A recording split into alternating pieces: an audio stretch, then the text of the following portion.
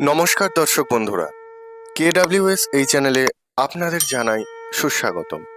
আপনাদের সকলকে জানাই শারদীয়ার প্রীতি শুভেচ্ছা ও অভিনন্দন। বন্ধুরা, এই মুহূর্তে নবরাত্রি চলছে। পিতৃপক্ষের অবসান হয়ে দেবী পক্ষের সূচনা হয়েছে। মা দুর্গা এই সময় থেকেই জাগ্রত হন। সেই কারণে দুর্গাপূজার দিনগুলিতে কিছু কিছু বিষয় আমাদের মেনে চলার কথা বলা হয়। বিশেষ করে এমন কিছু সবজি রয়েছে যে এই সময় গ্রহণ করা থেকে বিরত থাকার কথা বলা হয়। নবরাত্রির এই সময়কালে এই সবজি গ্রহণ করলে অর্থহানি, শত্রুবৃদ্ধি, ধননাশ, কলঙ্ক, সন্তান ভাগ্য খারাপ, স্বাস্থ্যহানি, মূর্খতা প্রাপ্তি, এমনকি গোহত্যা সমতুল্য পাপ জন্মায়। তাই দুর্গাপূজার এই নবরাত্রির বিশেষ বিশেষ দিনে এই সকল খাবার খাওয়া থেকে নিজেকে সর্বদা বিরত রাখুন। বন্ধুরা, শাস্ত্রমতে এই নবরাত্রির প্রতিপদ অর্থাৎ প্রথম তিথিতে যদি চাল কুমড়ো খান তাহলে অর্থহানি ঘটে। যদি তৃতীয়ার দিন পটল খান সেক্ষেত্রে শত্রুবৃদ্ধি হয়। চতুর্থীর দিন কখনই মূলো খেতে নেই, এতে ধন নাশ হয়। পঞ্চমীতে কখনই বেল খেতে নেই, এতে কলঙ্ক হয়। ষষ্ঠীতে নিম পাতা খেলে সন্তান ভাগ্য খারাপ হয়। সপ্তমীতে কখনোই তাল গ্রহণ করবেন না, এতে স্বাস্থ্যহানি ঘটে। অষ্টমীতে নারকোল খেলে মূর্খতা প্রাপ্তি হয়। তাই যে কোনো খাবারে কখনোই নারকেল অষ্টমীতে ব্যবহার করবেন না। দশমীতে কলমি শাক খেলে গোহত্যা সমতুল্য পাপ হয় এবং শিম খাওয়া কখনোই উচিত নয়। শাস্ত্রমতে ভিজে কাপড়ে ভিজে মাথায় খুব সকালে ও সন্ধ্যায় জুতো পরে চর্ম আসনে বসে কখনোই এই নবরাত্রি সময়কালে খাবার গ্রহণ করা উচিত নয়। এর পাশাপাশি এই নবরাত্রির সময়কালে বিশেষ করে ষষ্ঠী থেকে বিজয়া দশমী পর্যন্ত যেহেতু সবথেকে গুরুত্বপূর্ণ সময়কাল, তাই এই সময়কালে এমন কিছু কিছু বিষয় রয়েছে যা আমাদের অবশ্যই খেয়াল রাখা প্রয়োজন। এই সময়কালে এমন কিছু কিছু কাজ আমাদের কখনোই করা উচিত নয়, এতে গৃহের ও পরিবারের অকল্যাণ হয়। এই সময়কালে এমন কিছু কিছু দ্রব্য রয়েছে যা গৃহে কখনোই রাখা উচিত নয়। এগুলি যতটা সম্ভব চেষ্টা করুন এই মহাষষ্ঠী থেকে দশমীর মধ্যেই গৃহ থেকে বাইরে দূর করে দিতে। প্রথমে যে কাজটির কথা উল্লেখ করব তা হলো, বাড়িতে একটু খেয়াল করে দেখুন যে আপনার গৃহে বা আপনার বাড়িতে কোথাও শুকিয়ে যাওয়া তুলসী গাছ আছে কিনা।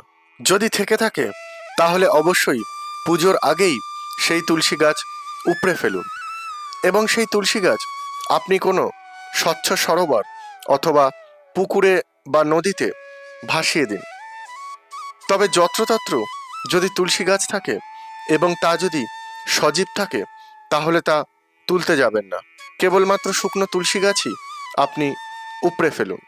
বাড়িতে শুকনো তুলসী গাছ থাকার অর্থই হলো অকল্যাণ ডেকে আনা। তাই গৃহে কখনোই শুকনো তুলসী গাছ রাখবেন না। দ্বিতীয় যে বিষয়টির কথা বলবো সে বিষয়টিও অত্যন্ত গুরুত্বপূর্ণ, আর এই বিষয়টি হলো এই যে দুর্গাপূজার দিনগুলি, বিশেষ করে ষষ্ঠী থেকে দশমী পর্যন্ত এই সময় একটি বিষয় খেয়াল রাখবেন, তা হলো এই সময় আপনি আপনার চুল বা নখ একেবারেই কিন্তু কাটবেন না। চেষ্টা করুন ষষ্ঠীর আগে থেকেই সম্পূর্ণ পরিষ্কার পরিচ্ছন্ন হয়ে যেতে।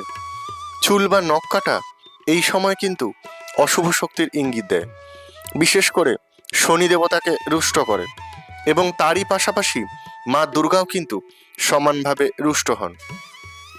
তাই ষষ্ঠীর আগেই আপনার অথবা বাড়ির অন্য কোনো সদস্যের চুল বা নখ কাটার প্রয়োজন যদি দেখা দেয় তাহলে এই পর্বটি আপনি পুজোর আগেই সেরে রাখুন। কিন্তু ভুলেও ষষ্ঠী থেকে দশমী পর্যন্ত এই সময় চুল বা নখ কাটতে যাবেন না। আর 3 নম্বর যে বিষয়টির কথা বলবো সে বিষয়টি অবশ্যই মাথায় রাখবেন।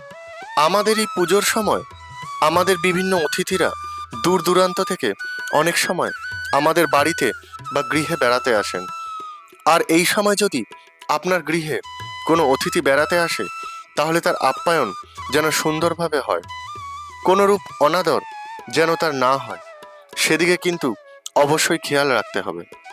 শাস্ত্রে উল্লেখ রয়েছে, আপনারা হয়তো জানেন যে অতিথি হলো নারায়ণ, তাই অতিথির অনাদর করা মানে নারায়ণকে অনাদর করা। এতে দেবী দুর্গা যেমন রুষ্ট হন, ঠিক তেমনি বিষ্ণু দেবতাও রুষ্ট হন। তাই যদি কোনো অতিথি আপনার গৃহে আসে, তার সঙ্গে ভালো ব্যবহার করুন এবং অতিথি আপ্যায়নের যথোপযুক্ত ব্যবস্থা করবেন। 4 নম্বর বিষয়টি অত্যন্ত গুরুত্বপূর্ণ এবং এই বিষয়টি কিন্তু অবশ্যই খেয়াল রাখবেন। তা হলো এই যে পুজোর সময় কখনই কিন্তু আপনি গৃহে কোনোরূপ অশান্তি করবেন না। বিশেষ করে আপনার পরিবারে যদি কোনো মহিলা সদস্য থেকে থাকে, তাকে কখনোই কিন্তু অসম্মান এবং অবহেলা করবেন না। কারণ আপনি জানেন যে আপনি এই সময় কিসের পূজা করছেন। দেবী দুর্গার পূজা করার সময় গৃহের কোনো মহিলা সদস্যার অপমান করা মানে আপনি দেবী দুর্গাকেই অপমান করছেন, যা দেবী দুর্গাকে রুষ্ট করে। শুধু মহিলা সদস্যই নয়, এই সময় কিন্তু আপনি বাড়ির বড়দের কখনই অসম্মান করবেন না। যদিও আপনি নিশ্চয়ই জানেন যে আমাদের হিন্দু শাস্ত্রে বড়দের, গুরুজনদের কখনোই কিন্তু অশ্রদ্ধা বা অসম্মান করা সম্পূর্ণরূপে অনুচিত। বিশেষ করে এই দিনগুলিতে আপনি যেন এগুলি কখনই করতে যাবেন না। 5 নম্বর বিষয়টি যেটির কথা বলবো, তা হলো আপনার বাড়ির ঈশান কোণে অর্থাৎ উত্তর পূর্ব দিকে কোনো ধরনের নোংরা আবর্জনা ইত্যাদি জমতে দেবেন না। যদি জমে থাকে তা অবিলম্বে পরিষ্কার করে রাখুন। কারণ ঈশান কোণ হলো বাড়ির সব থেকে শুভ দিক, আর এই দিক যদি আপনি নোংরা আবর্জনা রাখেন, তাহলে অশুভ শক্তি আপনার গৃহে সর্বদাই বিরাজ করবে। কখনই পজিটিভ শক্তি আপনার গৃহে প্রবেশ করতে পারবে না। 6 নম্বর যে বিষয়টির কথা বলবো, এই সময় খেয়াল রাখবেন যে আপনি বাড়ির অন্য কোনো সদস্য বা সদস্যা সন্ধ্যাবেলায় যেন না ঘুমান। কারণ সন্ধ্যাবেলায় ঘুমানো শাস্ত্র কখনই সম্মতি দেয় না। তবে হ্যাঁ, বাড়ির কোনো সদস্য যদি শারীরিক দিক থেকে অসুস্থ থাকেন অথবা কোনো গর্ভবতী মহিলা থাকেন, তাহলে সেক্ষেত্রে তাদের ক্ষেত্রে এই নিয়ম খাটবে না।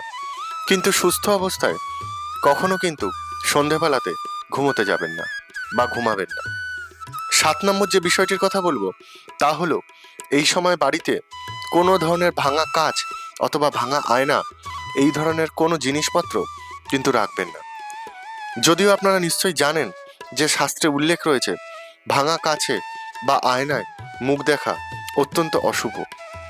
এই সময় বাড়ির আনাচে কানাচে এই ধরনের ভাঙা কাঁচ বা আয়না যদি দেখা যায়, অথবা আপনি হয়তো ভুলে গেছেন সেই কাঁচটি ফেলতে, তাই অবশ্যই এই সময় মনে করে আপনার গৃহের ভাঙা কাঁচ বা আয়না ফেলে দিন। এতে নেগেটিভ শক্তি কিন্তু বাড়ি থেকে দূর হবে। 8 নম্বর যে বিষয়টির কথা বলবো, তা হলো আপনার গৃহে যদি কোনো ধরনের পুরানো জামা কাপড় যেগুলো একদম পরা যাচ্ছে না, বা নোংরা ন্যাকড়া জাতীয় এই ধরনের কোনো জিনিসপত্র থাকে, তাহলে সেগুলো ফেলে দিন। কারণ এই ধরনের জিনিসপত্র কিন্তু বাড়িতে নেগেটিভ শক্তি রাখতে সহায়তা করে। তাই অবিলম্বে এগুলি বাড়ি থেকে দূর করুন। 9 নম্বর যে বিষয়টির কথা বলবো, তা হলো যদি আপনার গৃহে কোনো ঝুল থাকে, অনেক সময় দেখা যায় যে বিভিন্ন দেবদেবীর মূর্তিতে বা ছবিতে ঝুল জমে থাকে। অবিলম্বে এই ঝুল পরিষ্কার করুন। আপনার শোবার ঘরে, রান্নাঘরে এরকম অজস্র ঝুল আপনি হয়তো দেখতে পাবেন, তাই অবিলম্বে এই ঝুলগুলি আপনি কিন্তু পরিষ্কার করুন। কারণ এই ঝুল নেগেটিভ শক্তি বাড়িতে ধরে রাখতে সহায়তা করে। তাই যদি বাড়িতে পজিটিভ শক্তির আগমন করতে চান, তাহলে বাড়িতে যে সমস্ত ঝুল রয়েছে সেগুলি আজই পরিষ্কার করুন। এবং 10 নম্বর যে বিষয়টির কথা বলবো, তা হলো এই ষষ্ঠী থেকে দশমী পর্যন্ত কখনো কিন্তু মদ্যপান করবেন না। কারণ দেবী দুর্গা কিন্তু মদ্যপানে অসন্তুষ্ট হন, তাই অবশ্যই এই সময় মদ্যপান করবেন না। নিজে আপনি যেমন করবেন না, চেষ্টা করুন আপনার পরিবারের অন্য কোনো সদস্য যিনি মদ্যপান করছেন তাকে বিরত রাখতে। তবে হ্যাঁ, এই বিরত থাকার সময় আপনি কিন্তু মেজাজ হারাবেন না অথবা অযথা অশান্তি আনবেন না, কারণ এটাও আপনার বাড়িতে নেগেটিভ শক্তি বিরাজ করতে সহায়তা করে। আশা করি এই সমস্ত দিক আপনি পালন করবেন। আপনার গৃহে পজিটিভ শক্তির আগমন ঘটুক, সর্বদা ঈশ্বর আপনার মঙ্গল করুক। যদি এই সংক্রান্ত কোনো প্রশ্ন থাকে তাহলে নিজের কমেন্ট বক্সে অবশ্যই জানাবেন। আর যদি আপনার এই ভিডিওটি ভালো লেগে থাকে তাহলে ভিডিওর কমেন্ট বক্সে জয় মা দুর্গা লিখতে ভুলবেন না। আজ ভিডিওটি এখানেই শেষ করলাম। নমস্কার, ধন্যবাদ। দেবী দুর্গা এবং দেবাদিদেব মহাদেবের আশীর্বাদ আপনার এবং আপনার পরিবারের ওপর সর্বদা বর্ষিত হোক।